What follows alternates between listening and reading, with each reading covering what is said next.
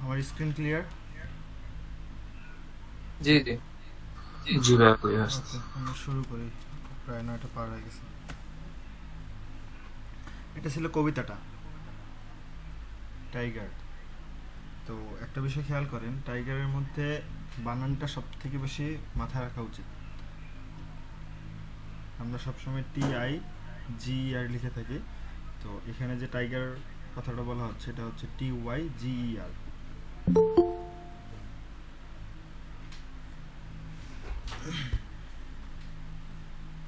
আসলে আমরা যখন সংস অফ ইনোসেন্স পড়ি, আপনাদের মনে আছে কিনা আমি জানি না, সংস অফ ইনোসেন্সের ল্যাম্প কবিতাটা যখন আমরা পড়ি, সেই ল্যাম্প কবিতাটার ঠিক অপোজিট অর্থাৎ বিপরীত হিসেবে এই কবিতাটাতে আমরা দেখতে পাবো, সম্পূর্ণ প্রায় বিপরীত। তো এখানে আসলে ল্যাম্প কবিতাটায় আমরা কিন্তু ঈশ্বরের বা জেসাস খ্রিস্টের ক্ষমতাশীলতা বা ভালোবাসার কথা বলছিল, তো এখানে আমরা একটু ভিন্ন দেখতে পাবো। আমরা যদি কবিতাটা শুরু করি তাহলে বুঝতে পারবো। এখানে দেখেন প্রথম যে লাইনটা, আসলে 6টা স্ট্যান্জার একটা কবিতা, মোটামুটি ভালো বড়। প্রথম লাইনটা থেকে শুরু করি। টাইগার টাইগার বার্নিং ব্রাইট, অর্থাৎ এখানে বলতেছে যে বাঘ বাঘ জ্বলে উঠো, মানে উজ্জ্বলভাবে জ্বলো বা জ্বলে উঠো। আসলে বাঘের যে শরীর বা বাঘের যে কালার, এটা অনেকটা এরকম যে উজ্জ্বলতা সবসময় লক্ষ্য করা যায়।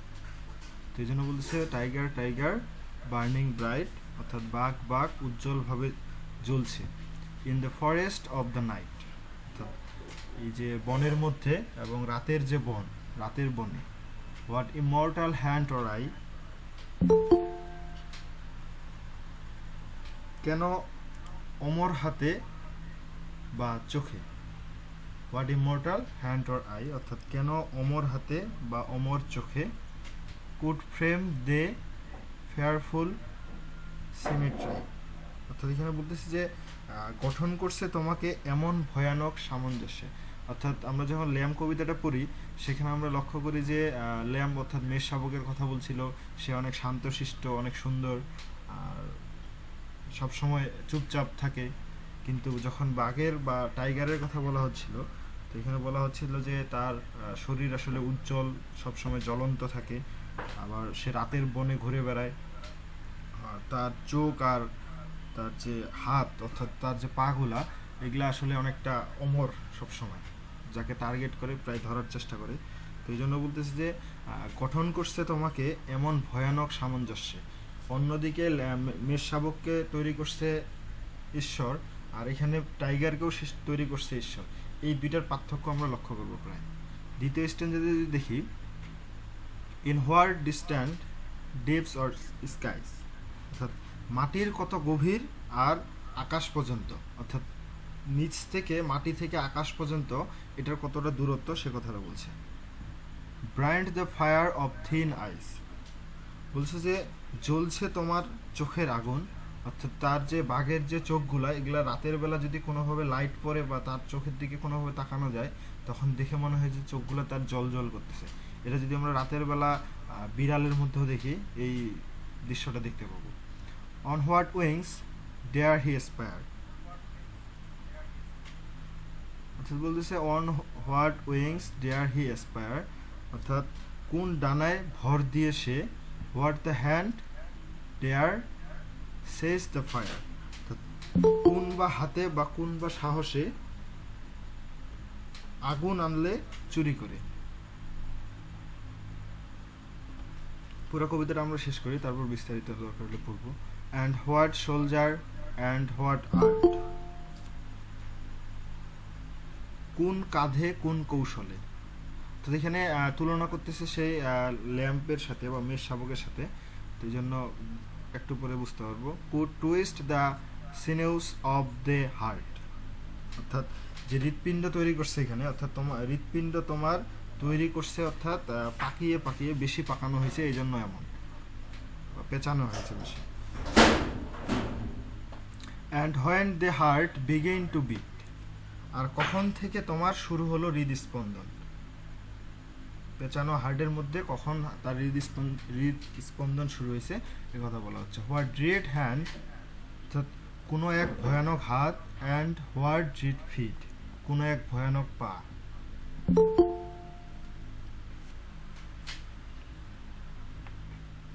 পরবর্তীতে বলতেছে যে এটা একটা পুনরায় আসলে নতুন একটা স্ট্যান্ডার মতো। What the hammer, what the chain, তো বলতেছে কোন হাতুড়ি আর কোন শিকল। ইন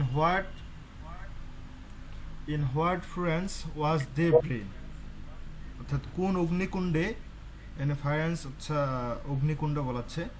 তো in what furnace was thy brain, অর্থাৎ কোন অগ্নিকুণ্ডে হলো তোমার মানে তৈরি হলো তোমার মস্তিষ্ক। What the anvil, what dread grasp, অর্থাৎ হোয়াট দ্য অ্যানভিল হচ্ছে কোন নেহাতেই, আর এখানে বলতেছে হোয়াট ড্রেড গ্রাফস মানে কোন মুষ্টিতে। ডেয়ার ইটস ডেডলি টেরোর্স ক্লাবস, অর্থাৎ সাহস করলে ভয়ঙ্কর কোন কবজিতে, অর্থাৎ বাঘের যে সাহস সেই কথা বলতেছে যে কোন কথা থেকে তোমার এই সাহস আসে বা কিভাবে তোমার এই চোখগুলা জল করে। তো এখানে আরেকটা কথা আমরা বলতে পারি, আমরা যখন এই যে কামারদের কাছে যাই তাদের কাছ থেকে যে এই হ্যামার বা চেইন ধরে যারা টানে আর হ্যামার দিয়ে যখন তারা বাড়ি মারে লোহার পাত বা কোনো কিছু নতুন করে রিসাইজ করার জন্য, তখন সেখান থেকে যে অগ্নিকুণ্ড বা আলোর যে স্ফুলিঙ্গ ছিটকে ছিটকে চারদিকে যায় এটার সাথে তুলনা করছে। When the stars threw down their spears, অর্থাৎ বলতেছে যে এই যে ছিটকে পড়তেছে এটাকে বলতেছে যে যখন বা কখন ছিটকে পড়েছিল সেই তারকারাজি, বা যেহেতু স্টার্স বলছে এই জন্য বা তারা বলতে বলা যায় কখন ছিটকে পড়ছিল। And water would heaven that with their tears, অর্থাৎ সে যে এবং স্বর্গ সয়লাভ হয়েছিল তাদের নয়নে বা তাদের চোখে। Did he smile his work to see, তা তিনি কি হেসেছিল দেখে তার সৃষ্টি। আসলে এখানে ওই ল্যাম্প আর বাঘের মধ্যে বা মেষশাবক বাঘের মধ্যে দেখে এরকম সৃষ্টি দেখে যে একজনকে খুব সুন্দর শান্তশিষ্ট করলো আরেকজনকে হিংস্র করে তৈরি করলো, এটা দেখে বলতেছিল যে তিনি কি হেসেছিল দেখে তার সৃষ্টি। Did he who made the lamp make the, অর্থাৎ ইনি কি তিনি যিনি সৃষ্টি করেছিল মেষশাবক এবং তোমাকে। টাইগার বার্নিং ব্রাইট, বাঘ উজ্জ্বলভাবে জ্বলছে। In the forest of the night, রাতের বনে। What immortal hand or eye, কেন অমর হাতে আর অমর চোখে। দেয়ার ফ্রেম দে ফেয়ারফুল সিমেন্ট্রাই, অর্থাৎ গঠন করেছে তোমাকে এমন ভয়ঙ্কর সামঞ্জস্য। অর্থাৎ প্রথম স্ট্যাঞ্জা আর শেষ স্ট্যাঞ্জাটা একই।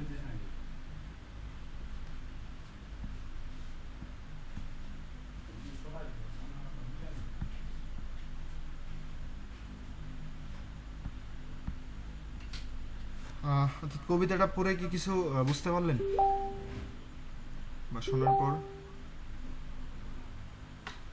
আমরা যেরকম সংস অফ ইনোসেন্স ল্যাম্বের ইনোসেন্স, মিকনেস এবং গড কত সুন্দর করে ল্যাম্বকে কত নিরীহ করে বানাইছে সেটা বুঝেছিলাম। এখানে টাইগারে তার একদম ঠিক কন্ট্রাস্ট আলোচনা করা হয়েছে যে কত হিংস্র ভাবে বা কতটা হিংস্র দেখতে একটা টাইগারকে তৈরি করেছে গড, এবং এইটারই আর কি কম্প্যারিজনটা এখানে আলোচনা করা হয়েছে। আচ্ছা, আমি সার সংক্ষেপে বলি। এখানে বলা হচ্ছে যে সংস অফ ইনোসেন্সের যে ল্যাম্ব কবিতাটা আছে এই কবিতাটা বিপরীত হিসেবে, এই টাইগার কবিতাটা বিপরীত হিসেবে কবি আলোচনা করছে। অর্থাৎ ঈশ্বরের যে ভিন্ন চিত্র আছে বা ভিন্ন রূপ আছে এটা উপস্থাপন করছে এই টাইগার কবিতার দ্বারা। আসলে ল্যাম্ব যখন পড়ছিলাম সেখানে ঈশ্বরের ক্ষমাশীলতা ছিল, ঈশ্বরের ভালোবাসার কথা বলছিল, কিন্তু টাইগার কবিতায় আসলে তার ক্ষমতা, হিংস্রতার কথা বলছে।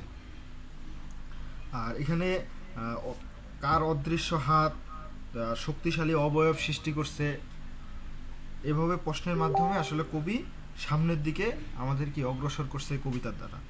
এবং শেষ যে প্রশ্নটা ছিল বা শেষ প্রশ্নের মাধ্যমে আসলে এই যে টাইগার বার্নিং ব্রাইট, যেটা প্রথম দিক দিয়ে শুরু করছিল স্ট্যাঞ্জাটা, সেই স্ট্যাঞ্জাটা অর্থাৎ সেই প্রশ্নটা আবার করলো, যে এই জন্য বলতেছে শেষ লাইনে আমরা কি উত্তর খুঁজে পাবো। এবং তিনি জানাতে চেয়েছিল যে ঈশ্বর আসলে ল্যাম্প সৃষ্টি করেছেন, সেই যে ঈশ্বর ল্যাম্প সৃষ্টি করেছে সেই ঈশ্বরই আসলে এই শান্ত কি বলে টাইগার সৃষ্টি করেছে কিনা, এই প্রশ্নটা সে জানতে চেয়েছিল।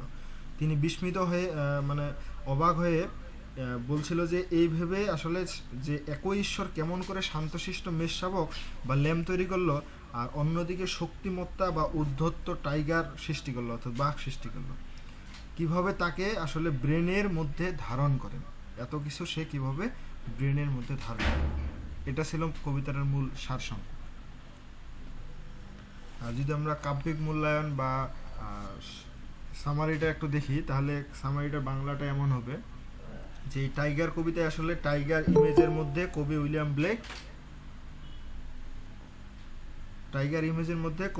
ব্লেক তার যে পদ্ধতি ছিল অর্থাৎ প্রাকৃতিক শক্তি আর তৎকালীন যে যান্ত্রিক অর্থাৎ চলমান যে লন্ডন ছিল, এই লন্ডন শহরের তুলনামূলক চিত্র আমাদের সামনে হাজির করছিল এই কবিতাটার দ্বারা। যখন সৃষ্টিকর্তা বা জিসাস খ্রিস্ট, ঈশ্বর যাই বলেন না কেন, তিনি এই যান্ত্রিক শক্তির চেয়ে ভয়ানক শক্তিধর কিছু সৃষ্টি করতে পারেন, টেকনোলজি মানুষের জন্য কিন্তু ভালো কিছু দিলেও তা খারাপ দিকেরও অভাব নেই। ঈশ্বর যতই যা কিছু করুক, মানুষ যা টেকনোলজিগুলো তৈরি করতেছে এটা যেমন ভালো দিচ্ছে, এর কিন্তু খারাপ দিকেরও অভাব নেই। আসলে এই কবিতাটার যে ফর্মটা আছে বা উপাদান বলেন, এখানে আসলে টাইগার বাইবেলের যে একটা অধ্যায় আছে বুক অফ জবের এর অনুকরণে আসলে রচিত। আসলে সেখানেও ঈশ্বরের শক্তি নিয়ে আলোচনা করা হয়েছিল, আর ঠিক এই কবিতার মতোই সেখানেও আছে অনেক প্রশ্ন, যাতে তুলে ধরা হয়েছে মানুষের দুর্দশা ও ঈশ্বরের শক্তির মহিমা। এছাড়া মানুষের যে শক্তি আছে, এই শক্তির সীমাবদ্ধতা, অর্থাৎ একটা না একটা সময় তো শেষ হবে, এই শক্তির সীমাবদ্ধতাও রূপায়ণ করা হয়েছে। তবে এই কবিতায় কবির শেষ প্রশ্নের মাধ্যমে আমাদের বোঝাতে চাইছিল যে মানুষ যেখানে সীমাবদ্ধ, সেখানেই কিন্তু ঈশ্বরের মহিমা অটুট থাকে। আসলে তিনি ঈশ্বর এমনই শক্তির অধিকারী, যিনি নিরীহ ল্যাম্প বা মেষশাবক বলেন আর টাইগার বা বাঘ দুটোই জন্মদান করতে সক্ষম। তাদের এখানে প্রথম আর শেষ লাইনে একই ছন্দের বা একই রাইম স্কিম দেখা যায়, বা সম্পূর্ণ সব কিছু একই। তাই এটা হচ্ছে আপনার AABB রাইম স্কিমটা যদি খেয়াল করেন, ব্রাইট নাইট আই সিম্পটাই। এখানে এই লন্ডনের যান্ত্রিকতা এই বিষয়গুলো কোথায়? এটা হচ্ছে কবিতাটার ভিতরের গল্প আর কি। এই লন্ডনের যান্ত্রিকতা বা লন্ডনের যে সমস্যা, এই সমস্যাগুলো আসলে সরাসরি তখন বলতে পারতেছিল না, কারণ রানী বা যে রাজা তখন ছিল, রানী ছিল, তো সরাসরি না বলে সেই কবিতার দ্বারা এই বিষয়টাকে বুঝাইছিল।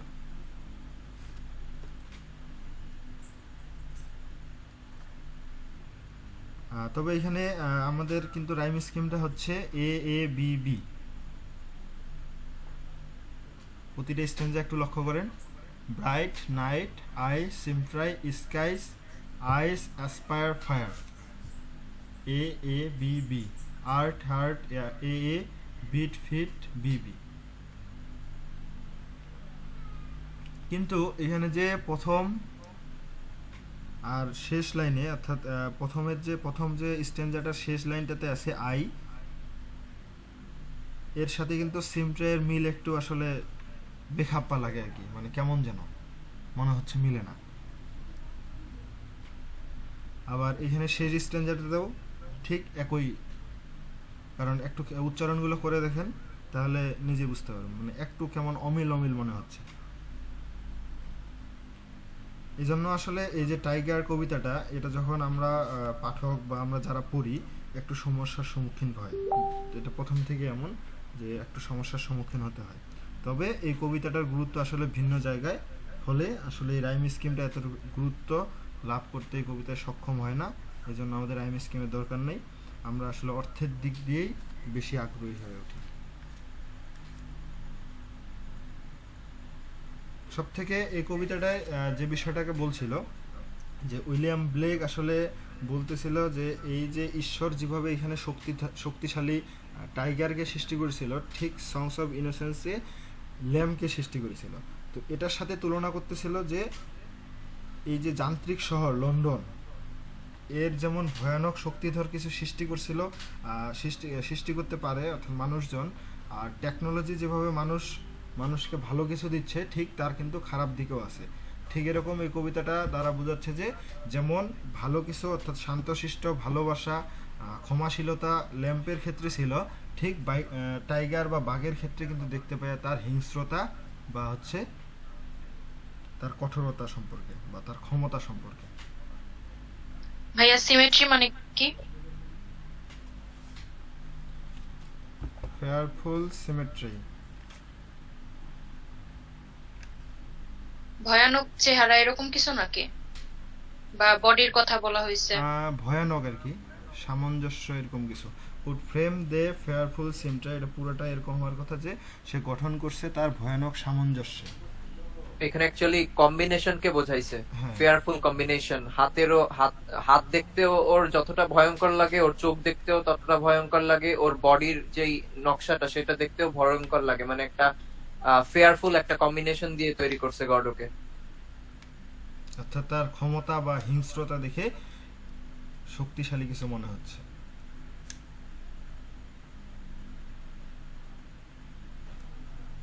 জি ভাইয়া, বুঝতে পারছি।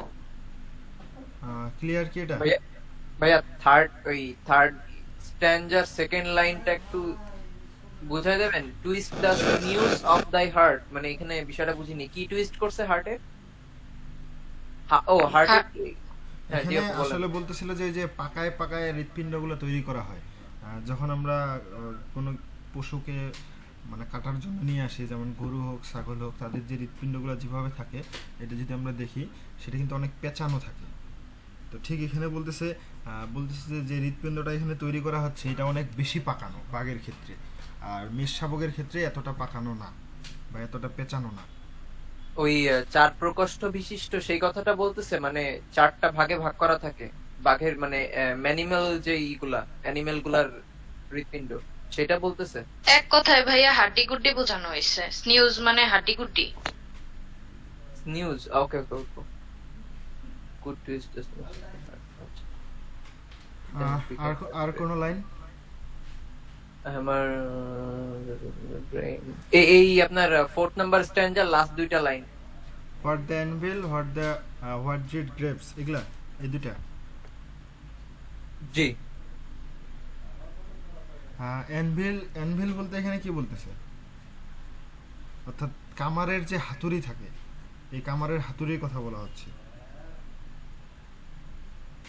তো এখানে বলতেছে যে হোয়াট দ্য অ্যানভিল, হোয়াট জেট গ্রাফস, অর্থাৎ এই যে কোন হাতুড়ি, অর্থাৎ কোন সে কামারের হাতুড়ি, বা কোন হাত দিয়ে বা কোন মুষ্টি দিয়ে এই সব কিছু বানানো হয়েছে, বা কোন কামারে একে বানাইলো, এটার কথা বলা হচ্ছে। তারপর হচ্ছে ডেয়ার ইটস ডেডলি ট্রাউটস ক্লাবস। এখানে হচ্ছে আপনার ক্লাবস হচ্ছে এরকম যে আমরা দেখতে পাই যে কামার যখন হাতুড়ি পিটিয়ে অস্ত্র তৈরি করে বা কোনো লোহা সোজা করে বা বাঁকানো করে, আসলে এই কামারের এই যে যা কিছু করে অর্থাৎ তার যে কর্মযোগ্য, এটা দ্বারা কিন্তু সে একটা শক্তিশালী অস্ত্র তৈরি করতে পারে। একইভাবে আসলে সৃষ্টিকর্তার শক্তির দ্বারা তৈরি যে টাইগার, যা আসলে ঈশ্বরের মতো অপ্রতিরোধ্য। অর্থাৎ এই লাইনটা দ্বারা আমরা এই কথাটাই বুঝতে পারি, ড্যারিডস স্ট্রেটলি টায়ার্স ক্লাবস, এটা এখানে মিনিং হচ্ছে যে সাহস করলে ভয়ঙ্কর কোন হাতে বা কোন কবজিতে, এই যে বাক্যে তৈরি করলো বা যে লোহার কোনো কিছু তৈরি করতেছে, এটা কোন সাহসে করলো। তো এটার ভিতরের যে মিনিংটা এটা ছিল এরকম যে কামার যখন হাতুড়ি পিটিয়ে কোনো অস্ত্র তৈরি করে, সেই অস্ত্র আসলে খুব শক্তিশালী হয়। আর একইভাবে সৃষ্টিকর্তা যখন কোনো সৃষ্টি করে বা তার শক্তির দ্বারা তৈরি করে, যেমন এই টাইগার, যা আসলে ঈশ্বরের মতোই কিন্তু অপ্রতিরোধ্য। ক্লিয়ার? জি জি বুঝছি। আমি জানি না আমার ফেসবুকে লাইভ চলতেছে কিনা, আসলে আমি তো এখানেই ব্যস্ত। চেক করে আসি নাকি?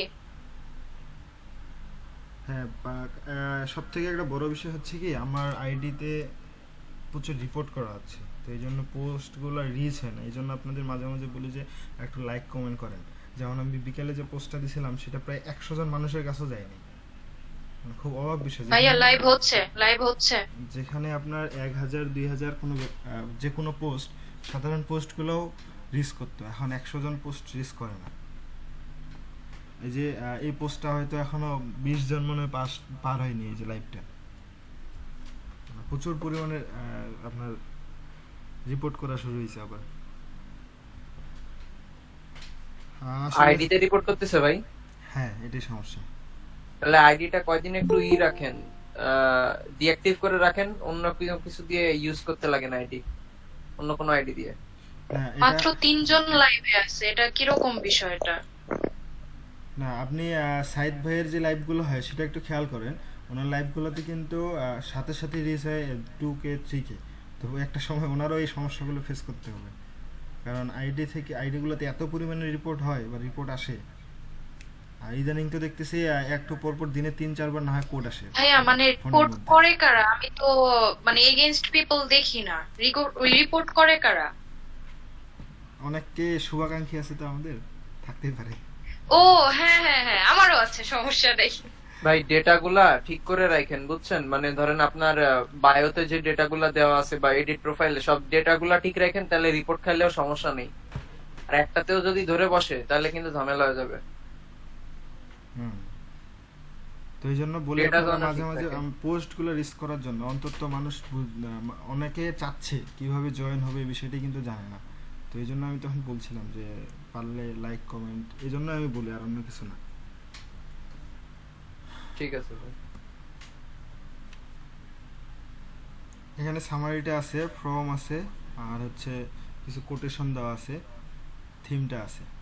আর সিম্বলিজমটা আসলে অনেক বড়, মানে বিস্তারিতভাবে চেষ্টা করছি সবখান থেকে ম্যানেজ করে হোক বা যেভাবে হোক একটা একটা করে। যেমন এখানে হ্যামার ছিল, চেইন ছিল, ফারেন্স ছিল, অ্যানভিল ছিল, তারপর বডি পার্টের মধ্যে হ্যান্ডস, আই, শোল্ডার্স, ফিট, কোনটা দ্বারা কি বোঝাচ্ছে।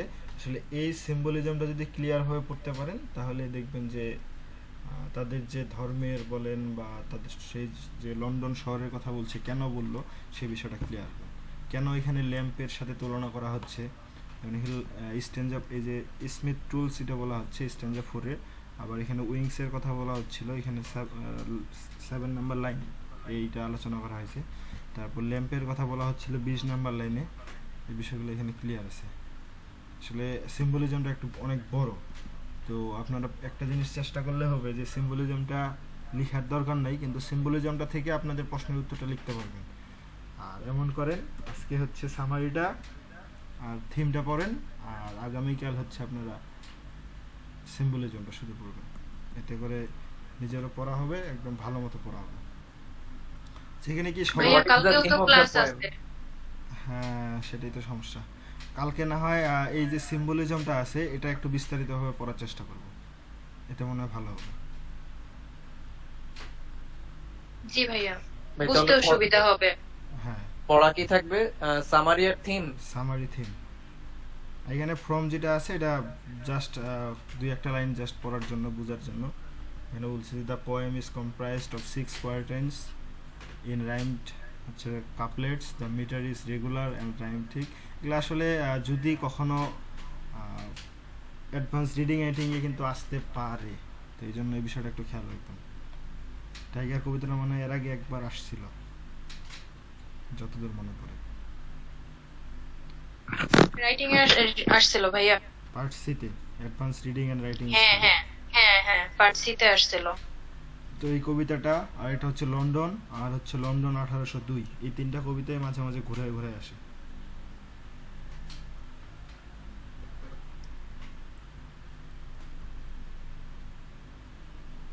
ভাইয়া আমাকে একটা জিনিস বুঝাই দিবেন, এটা কি শেষ? এটা কি ক্লিয়ার একদম? এখন আপনাদের কাছে, আপনাদের কোনো সমস্যা থাকলে বলতে পারেন, না, আমার কোনো কোয়েশ্চেন নাই, এটাই ক্লিয়ার, বুঝতে পারছি কারণ ইনশাআল্লাহ। সবাই চুপচাপ থাকে, কেউ কিছু বলেও না, দুই একজন ছাড়া কেউ বাকি কেউ কথা বলতেছে না, এখানেই সমস্যা।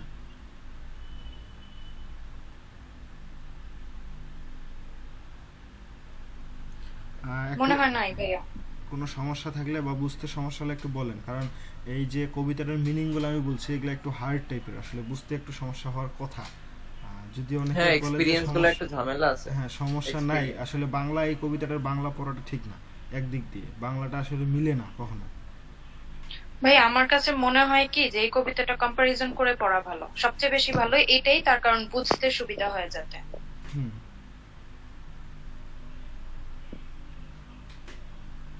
আর অনেকে আজকে হয়তো অনেকে নতুন আছে, আশায় দেখছি যে এমন একটা কবিতা কিছুই বুঝতেছে না, কিন্তু কথাও বলে না, আলহামদুলিল্লাহ। না বললে তো সমস্যা। এই জন্য কোনো সমস্যা থাকলে বলতে হবে, চেষ্টা করব, আমি যতটুকু পারি চেষ্টা করব। জিতে গেছি ভাই।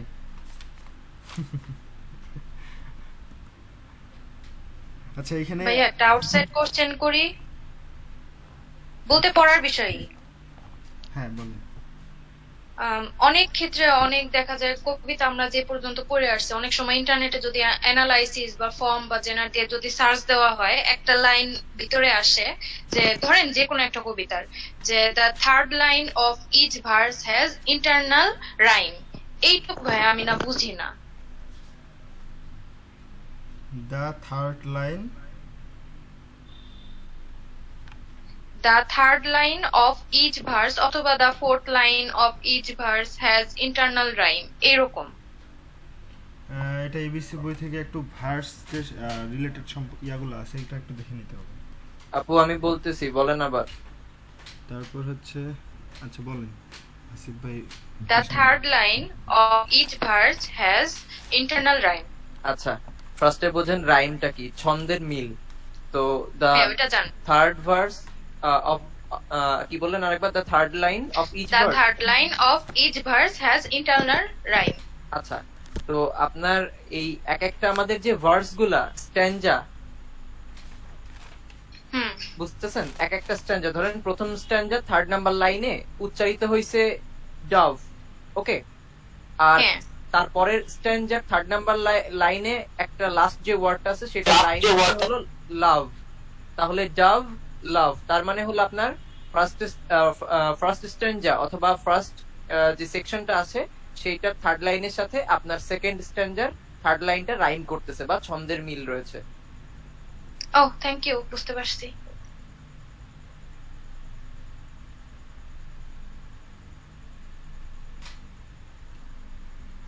গত যে কবিতাটা আমরা পড়লাম নার্সের সং, সেখানে কি কোনো সমস্যা আছে? ভাই আমার একটা সমস্যা আছে। জি বলেন। ওই যে ব্রিফ কোশ্চেনের যে নাম্বার 1 কোশ্চেনটা যে নার্সেস কেমন ছিল, সেখানে ডিউটিফুল আর কনসেনট্রিয়াস বলা হচ্ছে, কিন্তু কেন এটা আমি বুঝি না। তুমি কি জেলাতে ছিল না? এক নাম্বার প্রশ্নটা হ্যাঁ 1 নম্বর প্রশ্ন। কি ছিল প্রশ্নটা? ভাই আমার কাছে খাতাটা নাই, মানে প্রশ্নটা এমন ছিল যে নার্সেস এই পোয়েমের মধ্যে মানে নার্সের ক্যারেক্টারটা কেমন ছিল। তো How is the nurse in the poem? এরকম। হ্যাঁ হ্যাঁ হ্যাঁ, অ্যান্সারটা তো বিউটিফুল এন্ড কনসেনট্রিয়াস, মানে আমি এটা বুঝি নাই।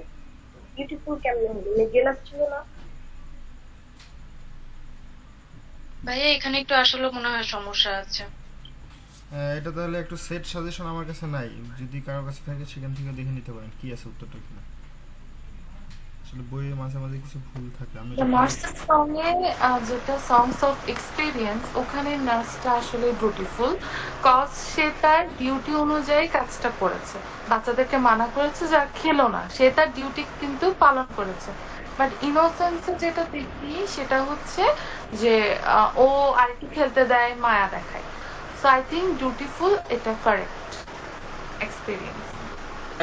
হ্যাঁ, ডিউটিফুল এর সাথে এটা যায়, এই আচ্ছা। এই এক্সপেরিয়েন্সের উত্তরটা ঠিক আছে ভাই যেটা দিছে, আচ্ছা, ডিউটিফুল এই, তো অবশ্যই। আমি ক্লিয়ার করি বিষয়টা। আসলে নার্স যে এখানে বলছে, আমরা যে নার্সের সং পড়লাম, এই নার্স কোন নার্সের কথা বলা হচ্ছে এটা প্রথমে বলতে হবে। এটা কেউ বলেন যে এখানে কোন নার্সের কথা বলা হচ্ছে? ওই এক্সপিরিয়েন্স। না, আপনি এক্সপেরিয়েন্স বলেন বা সংস অফ ইনোসেন্সই বলেন, এখানে যে নার্সের কথা বলা হচ্ছে এটা আসলে কোন নার্স, হসপিটালের নার্স না অন্য কোথাকার, এই বিষয়টা জানতে হবে। আমি বলি ক্লিয়ার। না, যারা বাচ্চা কেয়ার করে তাদের কথা বলা হয়েছে, না, এখানে সেই বিষয়টা উদ্দেশ্যে বলা হচ্ছে হয়েছে না। প্রতিটা যে চার্চ আছে বা খ্রিস্টানদের যে ওদের যে প্রার্থনার ইয়াগুলো আছে বা তাদের যে চার্চগুলো আছে, এখানে সবার কেয়ার বা বিশেষ করে বাচ্চাদের কেয়ার নেওয়ার জন্য কিছু কাউকে নিয়োগ দেওয়া হয়, তাদেরকে এখানে নার্স বলা হচ্ছে। আসলে এখানে যে আমরা নার্সের সং পড়তেছি এটা আসলে তাদের খ্রিস্টানদের যে খ্রিস্টান ধর্মের চার্চগুলো আছে বা তাদের যে মিশনগুলো আছে, মনে পড়ছে আসলে মিশন যে আছে, এই মিশনগুলোর মধ্যে যে দেখাশোনা করে এই বাচ্চাদেরকে, তার মধ্যে অর্থাৎ সেখানে কয়েক ধরনের নার্স থাকে, তার মধ্যে আমরা যেটা পড়ছি এটা হচ্ছে বাচ্চাদের দেখাশোনা করতেছে। কিন্তু এখানে তার ক্যারেক্টারটা অর্থাৎ how is the nurses in the poem, এই যে নার্স কেমন ছিল এখানে কিন্তু তিনি তার দায়িত্ব পালন করছে। কিন্তু যে কথাগুলো আমরা কবিতায় পড়ছি সেটা ছিল তার মনের একটা ভাব, সে চাচ্ছিল যে এই বয়সে সে এমন ছিল, এই বয়সে আর ফিরে যেতে পারবে না, কিন্তু তার দায়িত্ব কিন্তু সে ঠিকই পালন করছে। আপনি যে কথাগুলো বলছে খেয়াল করবেন, সে কিন্তু বলছিল যে রাত হয়ে গেছে, শীত পড়তেছে, মানে সমস্যা হবে। তো স্বাভাবিক, কিন্তু রাত হওয়ার পরেও যদি কেউ বাইরে থাকে এই শীতটা কিন্তু বাচ্চাদের ক্ষেত্রে ক্ষতি করতে পারে। তো এই দিক থেকে কিন্তু ওনার আপনার কি বলে ডিউটিফুল বা যাই বলেন না কেন, তার দায়িত্ববোধ বা কর্তব্যবোধ কিন্তু পালন করছে। জি ভাই, বুঝছি, ক্লিয়ার একদম। আর আসলে অনেকে করছে, আমি যে বিষয়টা দেখলাম নার্সের সঙ্গে, আমি বলছিলাম যে সেকেন্ড ক্লাসটা দেখার আগে প্রথম ক্লাসটা যারা করেননি দেখে নিন। আসলে অনেকে করছে প্রথম ক্লাসের লিঙ্কটাতে নিচে যে ভিডিওটা শো করছে, ভিডিওতে ক্লিক করে ওটা দেখে শেষ করে ফেলছে, ভাবছে যে আর কোনো দরকার নেই। আসলে সবাই পড়ে না, এখানে সমস্যা, না পড়েই আজকে মনে হয় কোনো একটা গ্রুপে বললাম লিঙ্কটা দেওয়ার পর, তারপরও কয়েকজন ইনবক্স করছিল যে ভাইয়া ক্লাস কয়টায়। তা আমি পোস্টের লিঙ্কটা দিলাম, যদি চান যে সেখানে ক্লিক করে দেখে নিতে পারতো, বা দেখেই না যে কি দিল। এখানে কিন্তু এই বিষয়গুলো আসলে সমস্যা। এটা 100% যে যদি ইনোসেন্সের পোয়েমগুলো না জানা থাকে, এক্সপেরিয়েন্স পড়ে তেমন কোনো লাভ হবে না, বোঝাই যাবে না বিষয়টা কি হচ্ছে। এটা আরেকটার সাথে অতপ্রতভাবে জড়িত বলা যায়, এবং প্রতিটা কবিতা প্রতিটার সাথে আমাদের এখানে আরো বেশ কিছু সমস্যা আছে। এখানে যতগুলো কবিতা আছে আমরা যদি প্রতিটাই পড়ার চেষ্টা করতাম বা প্রতিটাই পড়তে পারতাম তাহলে সব থেকে ভালো হতো। যদি কারো এক্সট্রা সময় থাকে তাহলে চেষ্টা করবেন নিজেও যদি কবিতাটা পড়েন বা তার যে সামারিগুলো দেওয়া আছে যদি পড়েন, অনেক কিছু বুঝতে পারবেন বা ক্লিয়ার হবে। এই যে আজকে যে কথাটা উঠে আসছে লন্ডনের কথাটা, এটা দেখবেন অন্য আরেকটা কবিতাতে বিস্তারিত বলা আছে। সমস্যাগুলো হচ্ছে আমাদের এখানে আমরা সব কবিতা পড়তে পারতেছি না। এখানে আপনার সংস অফ ইনোসেন্সে কবিতা আছে মানে 19টা, আর সংস অফ এক্সপিরিয়েন্সে কবিতা আছে 27টা। আমাদের সিলেবাসে আছে 5টা করে, 5টা আর 6টা। তো বিষয়গুলো এরকমই হয়েছে এই জন্য। কিন্তু ভাই এই পর্যন্ত যে কবিতাগুলা পাইছি দেখা গেছে যে এক একটা মানে যে কটা পড়তেছি একটা আরেকটার সাথে রিলেটেড, অন্য কোনো নাম কিন্তু এখানে আসতেছে না। আসলে আমরা যে বইগুলো পড়তেছি এগুলো তো আমাদের জন্যই তৈরি করা, তো আমাদের বুঝার সুবিধার্থে ওনারা চাচ্ছে যে যাতে একটার সাথে অন্যটা মানে গোলমাল লাগে না যায় আমাদের মধ্যে। এই জন্য বিস্তারিত যদি কখনো আরো পড়া যায় তাহলে দেখবেন যে সব কবিতাগুলো যদি পড়া যায় তাহলে সব থেকে বেশি ভালো হবে। অর্থাৎ একটার পর একটা পড়তে হবে, যেভাবে সিরিয়ালটা দেওয়া আছে এই সিরিয়ালটা যদি কেউ মেনটেন করে পড়ে তাহলে তার কোনো সমস্যাই থাকবে না। আমরা পড়তেছি প্রথমে ইন্ট্রোডাকশন, তারপর মাঝখানে ইকোয়িং গ্রিন বাদ দিয়ে আমরা চলে গেলাম ল্যাম্পে। তো এই ইকোয়িং গ্রিনের মধ্যে তো আর গ্রিনের মধ্যে তো একটা গল্প ছিল। তারপর ল্যাম্পের পরে ছিল শেফার্ড, আমরা শেফার্ড না পড়ে ইনফ্যান্ট জয় না পড়ে চলে গেলাম অন্যদিকে। লিটল বয় ছিল, তারপর হচ্ছে স্প্রিং নিয়েছিল। এই সবগুলোই যেমন স্প্রিং কবিতাটা পুরাটাই হচ্ছে আপনার কবিতাটার সাথে কি বলে এটা, হোলি থার্সডে, তারপর হচ্ছে আপনার হোলি থার্সডে কবিতাটার সাথে প্রায় ওতপ্রোতভাবে জড়িত।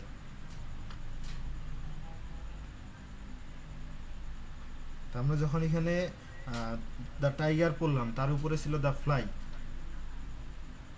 আর তার উপরে পৃথিবীর উত্তর, অর্থাৎ কি যেন আর্থ অ্যান্সার মনে হয়, এরকম একটা কবিতা ছিল। আর এই কবিতাটা আসলে আমি বলি, টাইগার কবিতাটার বানানটা সবসময় মাথায় রাখবেন। আর সব থেকে বড় কথা হচ্ছে এটার বাংলাটা যদি পড়তে যান তাহলে একটু কষ্ট হবেই।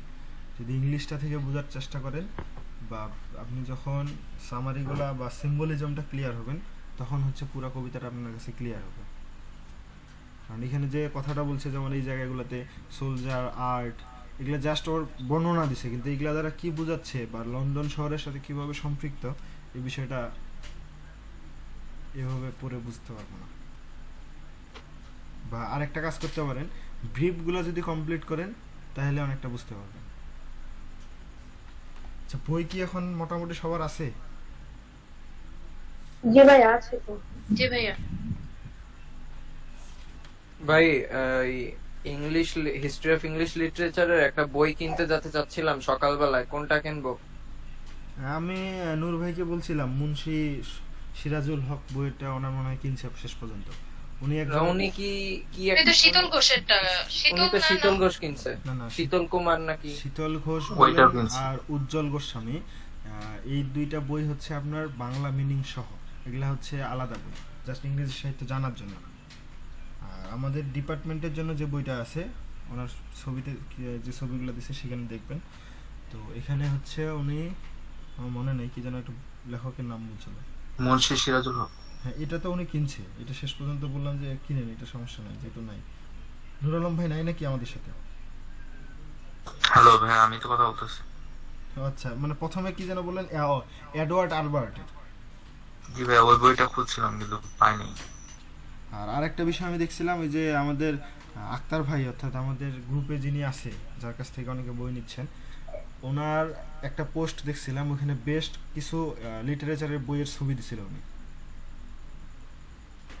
তো ওইখান থেকে যদি পারেন ছবিগুলো ওইখান থেকে দেখে, নামগুলো দেখে লাইব্রেরিতে যে বইগুলা একটা একটা করে দেখবেন, যেটা আপনার মনে ধরবে সেটা নেবেন, সমস্যা নেই, পড়লে আচ্ছা হবে। ভাই, ওই আম, বলতেছি কি আপনার ওই এক একজন অনেকটা দেখছি এক একটা এজের জন্য এক একটা বই কেনে, ভিক্টোরিয়ান এজের জন্য একটা, আর একটা এজের জন্য আরেকটা, ওরকম তো আমার দরকার নেই, তাই না? না, ওরকম দরকার নেই। আচ্ছা ভাই, ঠিক আছে ভাই, বুঝতে পারছি। তাহলে একটা বাংলা নিব বোঝার জন্য, আর আর একটা ইংলিশ নিব পড়ার জন্য, তাই তো? হ্যাঁ, বাংলাটা মনে হয় নুর আলম ভাই কিনছে হচ্ছে শীতল ঘোষেরটা। আর জি, আমি কোনটা কিনবো? জি ভাই, এছাড়া ভাই সাজ্জাদ হোসেনের একটা আছে। আমি ওটা জানি না, আমার কাছে যেটা আছে এটা হচ্ছে আপনার উজ্জ্বল গোস্বামী, এম.এস রহমান স্যার আর উজ্জ্বল গোস্বামী স্যারের। তো আমি উজ্জ্বল গোস্বামী স্যারেরটা নিব। আপনি দুইটা বই কম্পেয়ার করে দেখিয়েন। আসলে আমার শীতল ঘোষ স্যারের বইটা একবার দেখা হয়েছে, সেভাবে পড়া হয়নি, যা স্যারের কাছ থেকে নিয়ে কাভার পেজ আর একবার উল্টা উল্টা দেখা হয়েছে এই। আর আর ইংলিশটা ভাইয়া কিনলে তো একবারেই কিনবো, এর জন্য দেখার তো সুযোগ নাই। না না, লাইব্রেরিতে গিয়ে একটু দুইটা বই বের করে, ধরেন যে ওল্ড ইংলিশ পিরিয়ড বা রোমান্টিক এজে গেলেন, দুইটা রোমান্টিক এজ বের করে একটু লেখাগুলো দেখলেন, যে কোনটাতে বেশি তথ্য বা কি বলছে না বলছে নিজে বুঝতে পারবেন। হাসিব ভাইয়া কিনে জানায়েন, জি আপু। হাসিব ভাইয়া কিনে আমাদের জানায়েন কোনটা কিনলেন। জি, ওই জন্যই জিজ্ঞেস করলাম ভাইয়ের কাছে। তো বাংলাটা বুঝতে পারছি, ওই উজ্জ্বল গোস্বামী আর শীতল কুমারের মধ্যে কম্পেয়ার করে নিতে হবে। আর ইংলিশটার কি করব ভাই বললেন না তো, ইংলিশটা কাটটা নেব? আচ্ছা, ইংলিশটা নুর আলম ভাই আপনার কেমন লাগলো, এটা মুন্সি স্যারেরটা? ভাই আমি এখনো খুলি নেই। আচ্ছা, তো আপনার তাহলে ভাইকে জিজ্ঞেস করলাম, সব বই কয়েকজন না বললো নিয়ে, যে এটা নাকি সবচেয়ে ইজি। হ্যাঁ এই বইটা আমি আপনার ছবি তুলে দিতে ধরছিলাম, পরে দেখি যে স্টাডি গাইডের ছবি দিছি, ওই বইটা তখন পাচ্ছিলাম না, পরে আবার খুঁজে পেলাম। ভাই ওই পুরাতন হ্যাঁ ভাই, স্টাডি ওটা গাইড, ছবি দিছিলেন আমাকে। হ্যাঁ, আগে দিছিলাম হয়তো। পুরাতন স্টাডি গাইড আর কি নিব তবে ভাই? অ্যাডভার্ট সাইটটা পাইলে ভালো হতো। পুরাতন স্টাডি গাইড আর সেট সাজেশন পাইলে সমস্যা নেই, আসলে আমাদের ইংলিশ ডিপার্টমেন্টের বইগুলো পরিবর্তন হয় না, সেই 13-14 সেশন থেকে একই সিলেবাস, এরপর থেকে আর কখনো বই চেঞ্জ হয়নি। যদি কখনো সিলেবাস চেঞ্জ হয় তাহলে এই বই চেঞ্জ হবে, তাছাড়া হবে না। আচ্ছা ভাই, নন মেজরের জন্য কি সাজেস্ট করতেছেন? বই কিনবো না মানে আপনার ওই যে গাইড যেগুলো আছে প্রশ্ন ব্যাংক, তাই কিনবো? এগুলো আসলে পরে বলি, এখন যেহেতু লাইভে আছে এগুলো বললে তখন ভাববে যে, অনেকে ভাববে যে তাদের অ্যাডভার্টাইজমেন্ট করতেছি, এটা আসলে ঠিক না। লাইক কাটে দেন ভাই, ক্লাস শেষ তো মনে হয়। না, আচ্ছা আমি শেষ করার আগে বলি, আপনারা তাহলে সামারিটা আর হচ্ছে থিম আর কোটেশনগুলো, যে আমি এখানে খুব কয়েকটা কোটেশন দেওয়ার চেষ্টা করছি, খুব অল্প, আরও অনেকগুলো আছে, তো এই কয়েকটা যে কোনো প্রশ্নের মধ্যে যদি লিখেন সমস্যা নেই। ঠিক আছে। এই জন্য কোটেশন, থিম, সামারি এটা থাকলো। আর পরবর্তীতে দেখি কালকে আমি যদি সিম্বলিজমটা শেষ করে দিতে পারি, বা নিজে চেষ্টা করব শেষ করে দেওয়ার, তাহলে কালকের ক্লাসে সিম্বলিজমটা হবে। ভাইয়া ব্রিফ কোশ্চেনটা একটু দিয়ে দিয়েন সাথে। ওকে, আমি তাহলে দিয়ে দিচ্ছি। আর এটা কি অনেকের সমস্যা হচ্ছিল গতদিন? এখন কি ওয়েবসাইটে দিলে কোনো সমস্যা হবে? না ভাই না। তবে আমি বলবো একটু পোস্টগুলা লাইক কমেন্ট কইরেন, কারণ হচ্ছে আমার এই আইডিয়া যদি নষ্ট হয়ে যায় অনেক অনেক কিছু চলে যাবে, অনেক কিছু, আর বিগত পোস্টগুলো খুঁজে পাবো না। আমি অনেক সিকিউরিটি হার্ট করলাম, আরও আজকে আবার অনেক কিছু করলাম। চেষ্টা করতেছি এনআইডি কার্ড আপলোড করার, মানে আইডেন্টিফিকেশন, কিন্তু এখন দেখাচ্ছে যে করোনাকালীন সময়ে এটা নাকি অফ রাখছে ওরা। জি ভাই, এখন রিভিউ নিতে চায় না। ওরে এখন কি, আমি সেই চেষ্টা করতেছি করোনার আগেতে, আমারটা রিভিউই করলো না এখনো, খালি কয় হচ্ছে না, আপাতত হচ্ছে না, ব্যস্ত আছি, কম লোকের জন্য এত মানুষ সার্ভিস দিতে পারে, কি ভুলভাল কথা। আর আজকে তাহলে কবিতাটা পড়েন, দেখেন যদি কোনো সমস্যা থাকে তাহলে আমরা এটা নিয়ে কালকে আবার কথা বলবো। আর এর সাথে যখন আমরা সিম্বলিজমটা পড়বো কালকে, সিম্বলিজমটা পড়তে গেলে আমাদের আরো অনেক প্রশ্ন বের হইতে পারে, তখন ক্লিয়ার হবে। আর যারা আসলে নতুন, একেবারে আজকে প্রথম, বা অনেকে চুপচাপ করে আছেন, একটু কথা বলেন, দেখবেন আপনারা ভালো লাগবে। এবং শিখতে গেলে আপনার সমস্যার কথা বলতেই হবে। ভাই হচ্ছে হ্যান্ড রাইটিং এর ব্যাপারে যদি একটু কিছু বলতেন। কিসের ব্যাপারে? মানে হ্যান্ড রাইটিং এর বিষয়ে। হ্যান্ড রাইটিং আর কি বলবো ভাই, আসলে লিখতে হবে প্রচুর, আর স্টাইলগুলো যেগুলো আপনাকে দেখে মনে হয় যে এগুলো আমার ভালো লাগে না, ওই স্টাইলগুলো আপনাকে চেঞ্জ করতে হবে। ওই আমাদের গ্রুপের ফামিয়া খালেদাপুর লেখাটা দেখেন, ওরকম করার চেষ্টা করেন। আর যদি আপনি ফ্রি হ্যান্ড রাইটিং এর বিষয়ে জানতে চান, তাহলে বিষয়টা হচ্ছে যেমন স্পোকেনের জন্য আমরা টপিক বা করে কাজ করতেছিলাম, ঠিক এরকম হচ্ছে প্রতিদিন আপনার নিজের মাথায় একটা টপিক নিয়ে আসতে হবে, সাধারণ টপিকগুলো যেগুলো আমরা সবসময় জানি। সাপোজ কাউ দিয়ে আমরা কিন্তু রচনা ছোট থেকে পড়ে আসি, ঠিক আপনি কাউ দিয়ে ইংরেজি লেখার চেষ্টা করেন, দেখবেন যে আপনার যে ফ্রি হ্যান্ড রাইটিং যেটা লেখার ক্ষেত্রে কাজে লাগবে, আস্তে আস্তে আপনি কঠিনে যাবেন, কিন্তু প্রতিদিন লেখার চেষ্টা করতে হবে, তাহলে হচ্ছে আপনার ফ্রি হ্যান্ড রাইটিংটা হয়ে যাবে।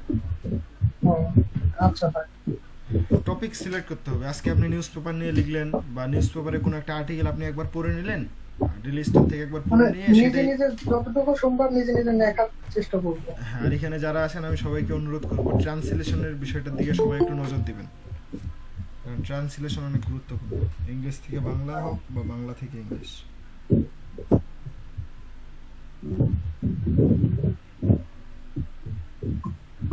আচ্ছা, ক্লাস কি রেগুলার হবে? ক্লাস বলতে আমি জানি না আপনি আগে ছিলেন কিনা, আসলে রবি মঙ্গল বৃহস্পতিবার হয়। যদি আমার মাঝে মাঝে সমস্যা হয় কি, কালকে আমি বলিনি যে স্বর্ণা আপু বুঝতে পারছে বিষয়টা, আমার কালকে সারাদিন বিদ্যুৎ ছিল না, সন্ধ্যার দিকে আসছে, আবার 7টা 7:30টার দিকে যখন আপনাদের নোটিশ দিলাম আবার চলে গেছে, একেবারে রাত 12টার দিকে আসছিল। তো বিদ্যুৎ না থাকার কারণে আমার নেট ছিল না, এই জন্য এই সমস্যাটা সৃষ্টি হয়েছিল। তো এই ধরনের সমস্যাগুলো না থাকলে আমি চেষ্টা করবো অবশ্যই ক্লাসগুলো কন্টিনিউ করার। জি ভাইয়া। ভাই এখনো পিডিএফ গুলো তো আপলোড করেননি। কোনো সমস্যা হলে আগে আপনার নিজের কাজ, পরে আমরা।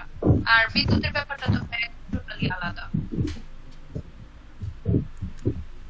হ্যাঁ, বিষয়টা হচ্ছে ফার্স্ট ইয়ারের এর পাশাপাশি যারা ফার্স্ট ইয়ারের আছেন এখানে, ফার্স্ট ইয়ার থেকে আসলে নিউ সেকেন্ড ইয়ার, ফার্স্ট ইয়ারের পড়াশোনাগুলো কমপ্লিট করে রাখেন, কারণ হয়তো টিকা দেওয়া শুরু হয়ে গেলে 8 তারিখ থেকে শেষ হয়ে গেলেই খুব তাড়াতাড়ি পরীক্ষার একটা নোটিশ পাইতে পারেন। ভাই আমরা যারা রেজিস্ট্রেশন করলাম এখনো তো কোনো নিউজ আসলো না, যে কলেজ মানে এনইউ এর আন্ডারে যে রেজিস্ট্রেশনটা করলাম। বুঝতেছি না আসলে এদের পরিকল্পনা বা এদের কি আমি জানি না। আসলে আমি শেষ করি, দাঁড়ান, পরে কথা হচ্ছে। তাহলে আপনারা সামারি আর থিম আর এই যে কোটেশন বা কোয়েটস, এই 3টা জিনিস পরে লেখার চেষ্টা করবেন। সব থেকে ভালো কথা হয় থিম নিজে পড়ে নিজে লিখবেন, আর সামারিটা পড়ে কি বুঝলেন নিজের ভাষায় লিখবেন। আমি যা দিছি তাই কপি করার দরকার নেই, অনেক কিছু আপনি বাদ দিতেও পারেন, অনেক কিছু আরও অ্যাড করতে পারেন, যেটা আমি স্বর্ণা আপুর লেখাগুলো মাঝে মাঝে দেখি, হাসিফ ভাইয়ের লেখাগুলো তো মাঝে মাঝে দেখা পাই। তবে অনেকে আছে প্রচুর আলসেমি আছে আর কি অনেকের মধ্যে। আমি কয়েকজনের লেখা খেয়াল করছি, আমি যা দেই তাই হুবহু লিখে রাখে দেয়, জাস্ট জমা দিতে হবে কেন, লিখে দিচ্ছি। জি ভাই, আমি একজন। এগুলা আসলে একটু পরিবর্তন হইতে হবে, কারণ হচ্ছে আপনি পরীক্ষার খাতায় হুবহু কিন্তু মুখস্থ, যদি আপনার মুখস্থ বিদ্যা ভালো থাকে তাহলে ভালো পারবেন, যদি না থাকে তাহলে কিন্তু সমস্যা। তো এই জন্য হচ্ছে যদি এখন থেকে ট্রাই করেন হয়তো একটা না একটা সময় ভালো হবে। আর এখন আপনি কম বই দেখতেছেন, কম কোর্স দেখতেছেন, এই জন্য মনে হচ্ছে মুখস্থ করে পার হয়ে যাব, কিন্তু আপনি যখন ফ্রি হ্যান্ড রাইটিং বা আপনার নিজের থেকে লিখতে না পারবেন তখন কিন্তু থার্ড ইয়ার ফোর্থ ইয়ারে উঠে ঝামেলায় পড়তে পারেন, কারণ এত এত মুখস্থ করা কখনোই সম্ভব না। জি স্যার, চেষ্টা করবো ইনশাআল্লাহ। আর অনেকে তো গড গিফটেড আছে, তো তারা আসলে তাদের হিসাব আলাদা। তো আমরা আজকে এখানেই ক্লাস শেষ করি। আর যদি আজকে পড়ার পর সমস্যা মনে হয় তাহলে অবশ্যই আপনারা আগামীকাল এই বিষয়গুলো তুলে ধরবেন।